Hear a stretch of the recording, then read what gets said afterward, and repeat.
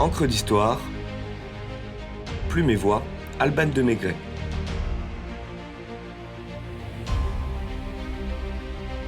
Bonpland et Humboldt, naturalistes à l'assaut des Amériques.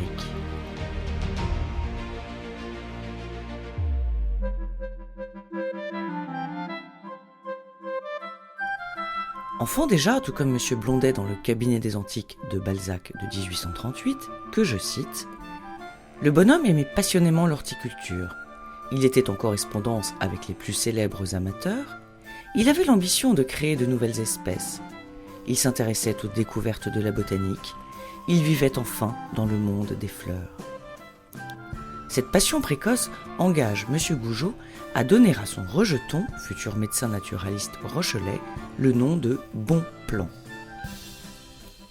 Vers 1790, Aimé rejoint son frère à Paris pour y achever sa médecine. Il suit en parallèle, aux côtés de François-Xavier Bichat, des cours de botanique dispensés par Jean-Baptiste de Lamarck ou Antoine Laurent de Jussieu au Muséum national d'histoire naturelle. Ces éminents professeurs sont vite émerveillés par les talents prometteurs de leurs élèves. Focus sur les formidables aventures d'Aimé Jacques-Alexandre Gougeot, dit Bonpland, et son maître devenu son alter ego. Un jour d'avril 1798, Aimé croise l'homme qui va donner un tournant décisif à sa destinée, en la personne du baron prussien Alexandre de Humboldt, déjà admis comme naturaliste émérite. Il se trouve qu'Humboldt vient d'être accepté comme passager à titre payant de la seconde expédition autour du monde menée par Louis-Antoine de Bougainville et invite son nouvel ami à l'escorter. Vous pouvez réécouter à ce sujet l'épisode 61 d'Encre d'Histoire, Louis-Antoine de Bougainville, voyage autour du monde. La mission change de chef. C'est finalement le rétais Nicolas Baudrin qui la conduira. Mais pour finir, Napoléon Bonaparte, en partance pour la campagne d'Égypte, fait annuler l'opération.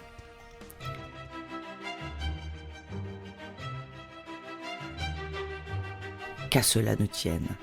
Humboldt propose à son acolyte de financer leur voyage et de rattraper l'équipe scientifique qui accompagne le premier consul en Égypte. Nos deux savants rejoignent Marseille où une frégate espagnole doit les mener à Alger, première étape vers le pays des pharaons. 2 mois passent et les aventuriers découvrent que l'Algérie interdit aux Européens l'entrée sur son territoire. Qu'à cela ne tienne, on rejoindra l'Espagne à pied. Barcelone, Valence, Alicante, et toujours aucun bateau pour l'Orient. Madrid alors, où les relations du Prussien permettent aux 2 savants d'obtenir un visa royal pour l'ensemble des colonies d'Amérique du Sud. Qu'à cela ne tienne, peu importe la destination pour les 2 compères qui partagent la même soif de découverte. Pour des raisons diplomatiques, Bonpland passe pour le secrétaire de son mentor et précise « Mon véritable et unique but est d'étudier comme toutes les forces naturelles sont entrelacées, l'influence de la nature inanimée sur le monde animal et végétal vivant. » Commencent ainsi 5 années d'aventure à Cuba, en Colombie, en Équateur, au Pérou, au Mexique, au Venezuela, où les 2 globetrotters intrépides herborisent en haut de forme et bottes de cuir au cœur de la forêt amazonienne. Affrontent une nature hostile, sympathisent avec des singes arrogants, fendent des nuées de moustiques, bravent des tornades tropicales, remontent des rivières gorgées de piranhas et de crocodiles, côtoient boas et jaguars, se font attaquer par des corsaires, battent le record mondial d'escalade, 6310 mètres. Il y a du Bouvard et Pécuchet dans ces 2-là, mais contrairement aux héros flaubertiens, leur jusqu'au-boutisme et leur talent les mènent au succès.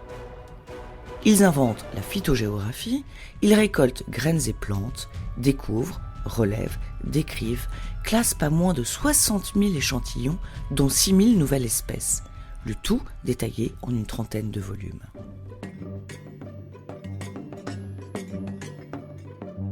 « 1804. Il est temps de rentrer pour rapporter les échantillons et achever le travail minutieux de classification. Un détour par Philadelphie et Washington, une entrevue avec Thomas Jefferson qui organise le trajet du retour, et les voilà en France. Les deux amis se séparent à regret, chacun devant rédiger sa partie. Géographie, zoologie et astronomie pour le prussien, botanique pour le français. En 1808, Bonpland est nommé botaniste et intendant général des domaines de la Malmaison. Il transforme la résidence de l'ex-impératrice Joséphine, qui partage son élan pour les plantes rares, en un paradis vert.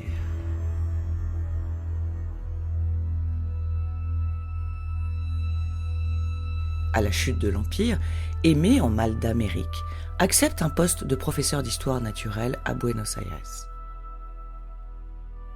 Mais davantage homme de terrain que théoricien, il préfère s'installer dans une ferme et poursuivre ses explorations botaniques. Au cours d'une expédition au Paraguay, Bonpland est pris en otage par le dictateur Gaspar de Francia, qui voit en lui un espion, et écope de 10 ans en résidence surveillée, pendant lesquelles il endosse sa casquette de médecin.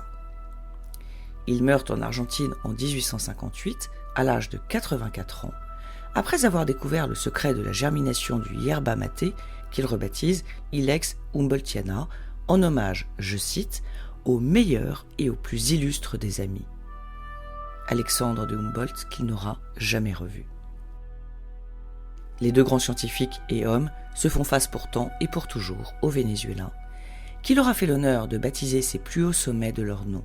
Le pic Bonpland, 4890 mètres, se trouve à quelques encablures seulement du pic Humboldt, 4995 mètres.